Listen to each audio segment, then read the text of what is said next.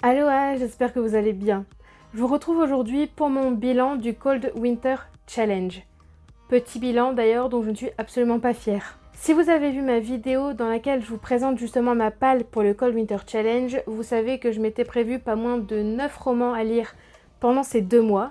Je n'ai lu que 3 romans sur les 9 prévus, dont 2 petits qui font à peu près 200 pages. Je ne suis absolument pas satisfaite de ce bilan, puisque forcément, 3 romans, dont 2 petits en 2 mois, c'est vraiment pas grand chose. Je me demande d'ailleurs si c'est pas le plus petit bilan de toutes mes participations au Cold Winter Challenge. J'ai validé le challenge, forcément, puisque les 3 romans entrent dans le menu Flocon Magique, mais j'ai également validé une résolution qui était découvrir une autrice, et je vous en parle tout de suite. Mes 2 premières lectures sont les 2 premiers tomes de la saga Malenfer de Cassandra O'Donnell, publiée chez Flammarion Jeunesse. Donc le premier tome c'est La forêt des ténèbres et le deuxième c'est La source magique. Alors, c'est grâce à ces 2 tomes-là que j'ai pu valider la résolution découvrir une autrice, puisque jusqu'à maintenant, enfin jusqu'à ce que je lise ces 2-là, je n'avais encore lu aucun roman de Cassandra O'Donnell. Je ne vais pas vous donner mon avis sur les 2 tomes séparément, je vais plutôt vous donner mon avis sur les 2 tomes dans leur ensemble, voilà, de manière globale.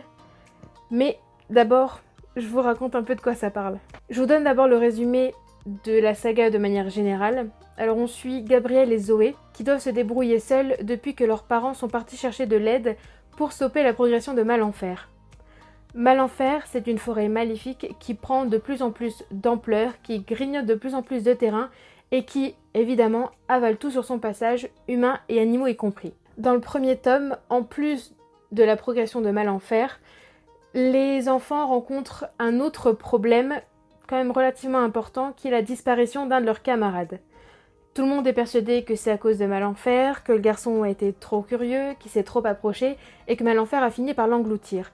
Seulement, Zoé et Gabriel sont persuadés qu'en réalité, il y a une créature qui se cache dans le lac juste à côté de l'école et que c'est à cause de cette créature que le garçon a disparu. Voilà, donc ça c'est pour le premier tome. On suit l'enquête de Zoé et Gabriel pour essayer de comprendre ce qui s'est passé, pour essayer de résoudre le problème, etc.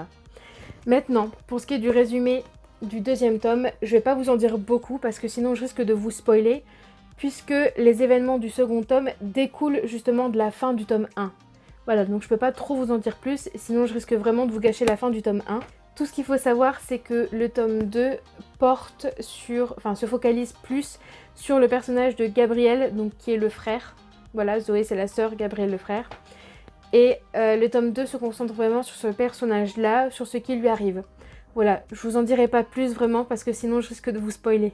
Alors honnêtement, ce sont vraiment 2 super lectures. J'ai passé de très bons moments avec ces 2 premiers tomes. On est sur un univers de jeunesse fantasy, donc c'est-à-dire qu'on est dans un monde imaginaire. Les personnages principaux sont des enfants et on a des créatures. Les créatures d'ailleurs sont variées, on a vraiment toutes sortes. En plus de ça, elles sont quand même bien décrites. Alors, on n'a pas des grosses descriptions, c'est vraiment des descriptions courtes, mais on n'a pas de mal à s'imaginer l'apparence des créatures. J'ai beaucoup aimé la relation que Gabriel et Zoé entretiennent, puisque Gabriel c'est le grand frère et il prend son rôle très à cœur. Il est protecteur envers Zoé, il s'occupe bien d'elle, il prend son rôle de grand frère depuis que leurs parents sont partis. Et j'ai vraiment trouvé ça super mignon. Ils ont un groupe d'amis, évidemment, qui les aide à enquêter. Chacun d'ailleurs a une personnalité différente et ça c'est super sympa aussi. Il y a un autre personnage aussi, mais qui n'en est pas vraiment un. Alors je vais m'expliquer tout de suite. Malenfer est pour moi un personnage dans cette saga, puisque certes ce n'est pas un être humain, mais elle a quand même sa propre identité, son propre fonctionnement, son propre but. Voilà, donc pour moi Malenfer c'est vraiment un personnage plus qu'un objet ou une forêt, c'est vraiment un personnage à part entière de la saga. Il y a un aspect pédagogique dans cette saga qui est très important. Alors même si on l'explique pas comme une leçon de morale, les enfants qui lisent cette saga peuvent comprendre certaines choses sur la vie. Alors de ce que je me souviens, il y a des choses du style, il faut pas juger une personne sans la connaître, ou il ne faut pas rejeter une personne simplement parce qu'elle est différente.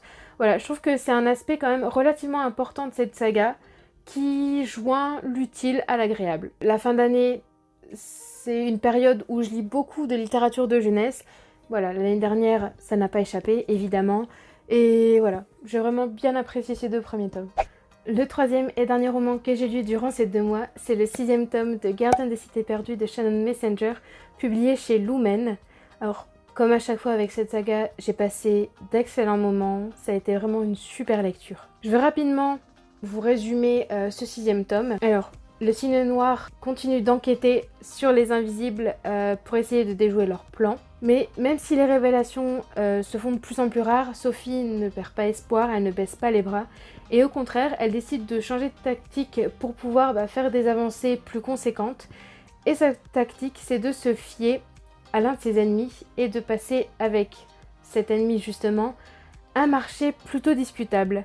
Mais ça fonctionne, puisque grâce à ce marché, ils font une découverte très importante qui elle-même mène à d'autres découvertes et à d'autres révélations, dont des révélations sur le passé, sur certains événements du passé des elfes.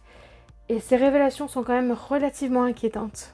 Comme je disais, voilà, j'ai vraiment beaucoup aimé ce 6e tome. À chaque fois, je passe d'excellents moments avec cette saga. Le plus gros de l'intrigue se déroule en Atlantide. Alors c'est une cité qu'on avait déjà vue dans les tomes précédents, mais c'est vraiment ici qu'on voit toute sa splendeur, puisque les 3/4 du roman se déroulent dans cette cité.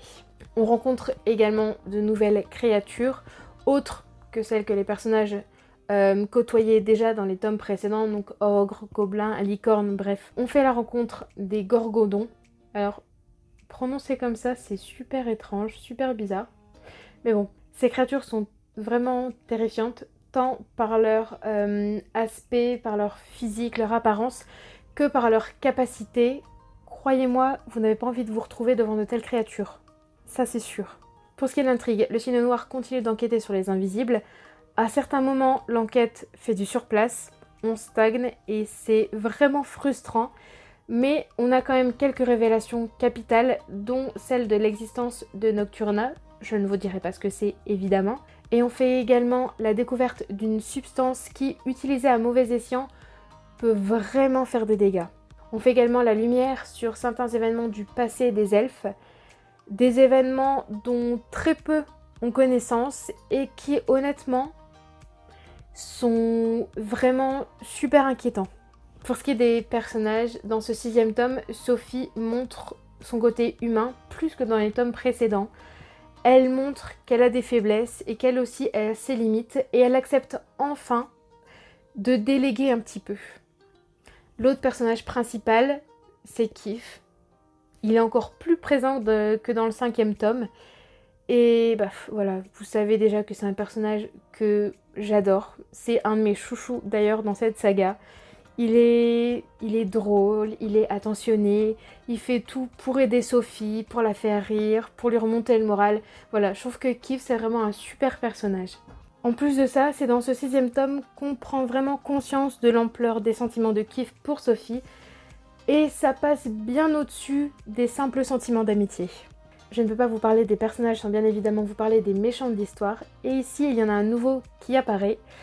C'est un ancien membre du Cygne Noir, c'est plutôt un membre du Cygne Noir depuis longtemps, depuis les débuts, c'est mieux dit comme ça. Et c'est une personne qui est capable de tout, surtout du pire, et qui peut parfois être très très cruelle. La fin de ce 6e tome annonce encore plus d'obstacles et encore plus de rebondissements pour la suite. Voilà, donc j'ai vraiment hâte de pouvoir me plonger dans le 7e tome, qui est déjà dans ma bibliothèque d'ailleurs.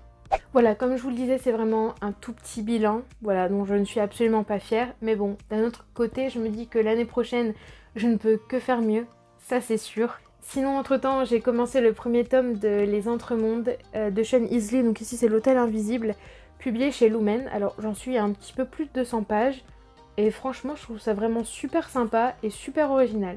Même si c'était un petit bilan, j'ai vraiment été ravie de participer encore une fois au Cold Winter Challenge. Et j'ai vraiment hâte de pouvoir participer à l'édition de l'année prochaine, enfin de cette année, de la fin d'année, bref. Mais il y aura quelques changements, puisque j'ai appris il n'y a pas longtemps, et vous devez certainement déjà le savoir, que Margot ne présentera pas le challenge l'année prochaine. Elle a décidé d'arrêter. Alors, je ne vais pas dire que ce sera mieux ou ce sera pire. Voilà, ce sera juste différent. Et j'ai vraiment hâte de savoir qui va reprendre le flambeau. Sur ce, je vous laisse. N'hésitez pas à me dire en commentaire ce que vous avez pensé de la vidéo ou à me parler en commentaire de votre bilan du Cold Winter Challenge si vous y avez participé ou d'autres choses. Voilà, vous êtes libre.